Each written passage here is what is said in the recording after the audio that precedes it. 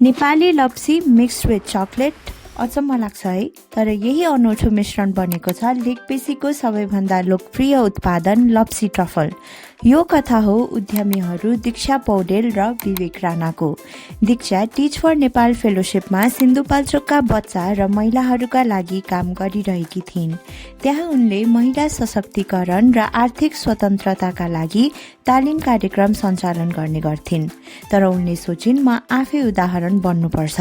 त्यसैले आफैले लप्सी ट्रफल व्यवसाय सुरु गरिन्। विवेक राणाले सहसंस्थापकको रूपमा व्यवसायको सञ्चालन पक्ष सम्हाले।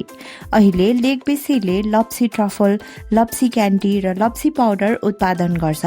10 महिलाले रोजगारी पाएका छन् र योजना छ कि अझ धेरै महिलालाई सशक्त बनाउने। लेकपेसीका उत्पादनहरू काठमाडौँ उपत्यका र चितवनका पसलहरूमा उपलब्ध छन्। साथै अस्ट्रेलिया, दुबई र क्यानाडा जस्ता देशहरूमा पनि पुगिसकेका छन्।